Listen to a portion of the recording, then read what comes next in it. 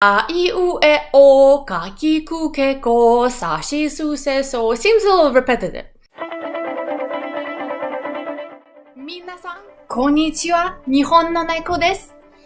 Hey guys, how is everyone doing today? Welcome to my channel and welcome back if you have been following my Hiragana series. Today we're gonna talk about Hiragana structures overall and more importantly Dakuten, those two little dots that appear sometimes on top of a Hiragana, what it does, where it could be applied on, and so forth. As any language, Japanese has its own alphabet, which is Hiragana and katakana. But unlike English that has this nice little song to it, A, B, C, D, E, F, G, Hiragana doesn't really flow that well. A, I, U, E, O, ka, ki, ku, ke, ko, sa, shi, su, se, so. Seems a little repetitive. Rather than think of it as an order, you can think of it as a table. And on the horizontal line, you have A, I, U, E, O. And on the vertical line, you have A, ka, sa, ta, na, ha, mar, ya, ra, va. And that table is filled with all those combinations of consonant and vowels. Now there's some consonant that cannot have certain combinations, as well as you can see on the row of ya, there's only ya, you, yo. There's no other two. And on the regular rows, there are also some exceptions.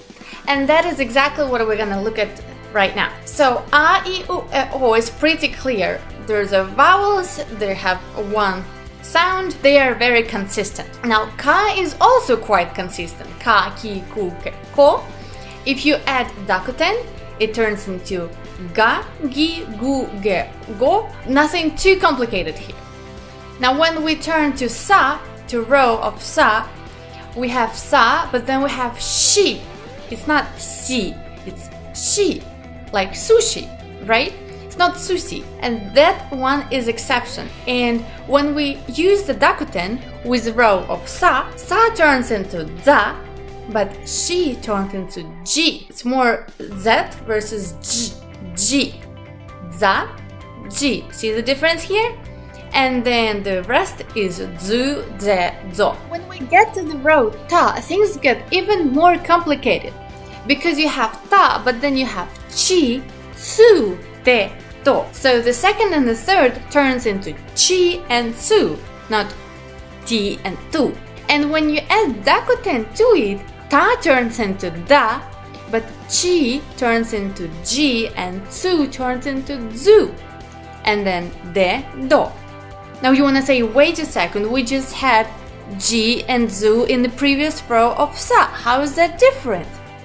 Now most of the time, when you need to write ji or zu, you would use the ones from the row sa. However, if originally it was used at chi and tsu, and then somehow through some transformation the voiceless consonant turns into voiced, that is where these two guys come into play.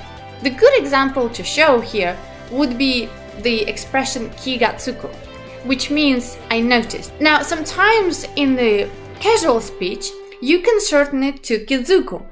And in this case, even though it sounds like zu, because it came from kigatsuku and not kigasuku, that turns into kizuku, which is written with the tsu and Dakuten, not su and Dakuten. Now the next row is na, ni, nu, ne, no. Here everything's simple, the consonant doesn't change and there is no Dakuten. It doesn't turn into anything. It's a nasal consonant and so it doesn't have a pair really. When we get to the row of ha, we have one exception, so we have ha, hi, fu, he, ho. It's not hu, it's fu. I find it really funny because the character itself can remind you of a nose, at least to me, and you can think of fu to remember that better. And when you add Dakuten to this row, it turns into ba.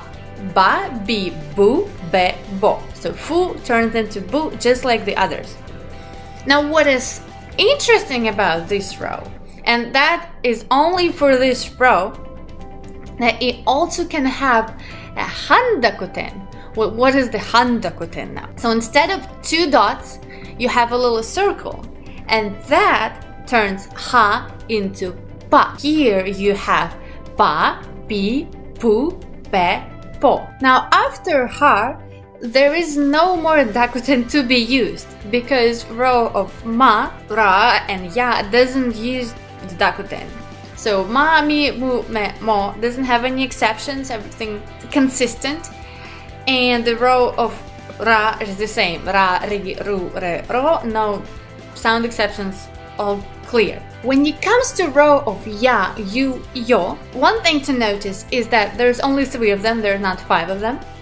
And another thing is, while it could be by itself, like the word ohayo, and it means hello, ohayo, those could be also applied with the other characters in the hiragana to create a combination like kya or hyo. And the way you do it, you take half a size of ya, you, yo and add it to the row of i. So ki, that could be turned into kya, kyu, kyo. Shi would be turned into sha, shu, sho.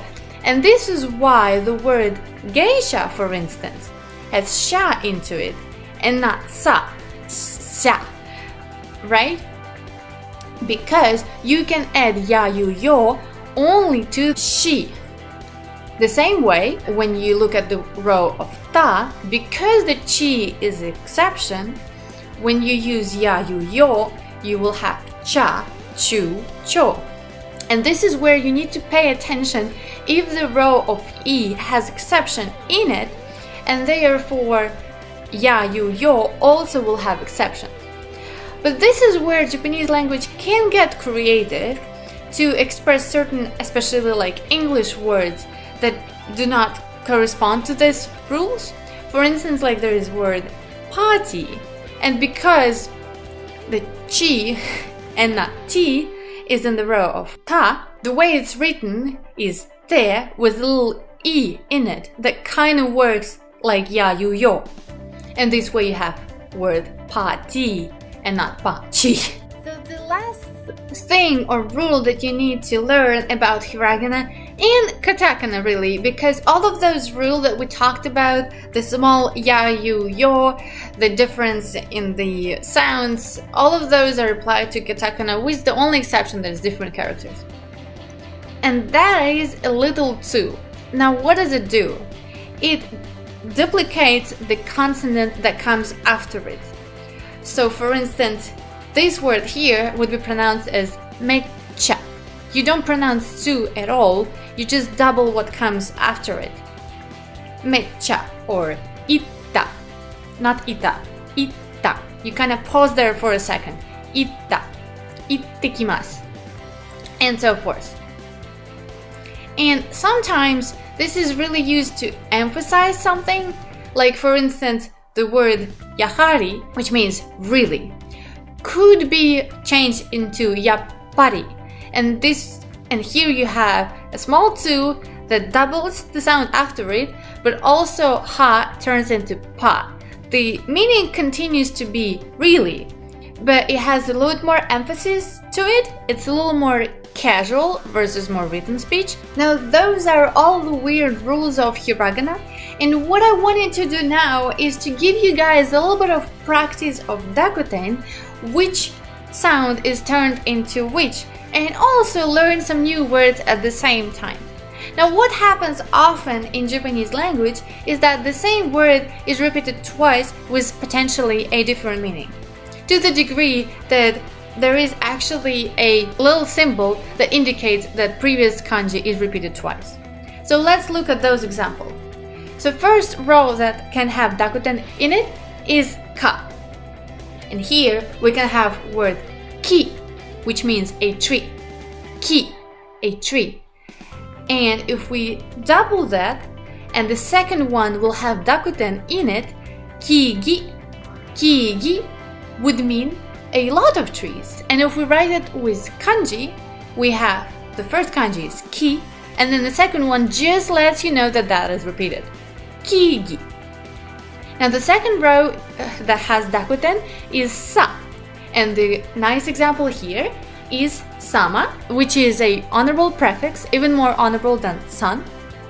like kami-sama, a god, right? And sama could be turned into sama-zama. Nothing to do with gods. Sama-zama means various, different people, different tastes and so forth. Sama-zama, various.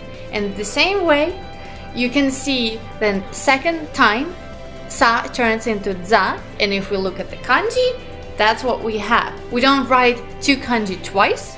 We write the first kanji and then we write just a symbol that indicates that the previous kanji is repeated. Now, in the row of ta, you can think of a word toki that means time, toki. And then there is tokidoki, that means sometimes, every now and then. And the same way, the second time toki turns into doki, and if you look at kanji, you have kanji for toki, and then you have the little guy that lets you know that I repeated twice.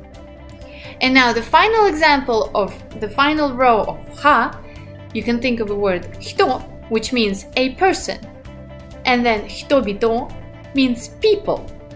So a lot of persons. Hito, hitobito. And again, we have kanji and the little guy. And this is it for today.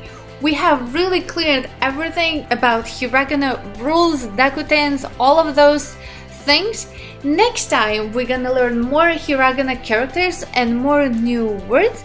And if you're interested in that, consider subscribing to this channel. If you like this video, give us a thumbs up. And I see you next week. Bye bye.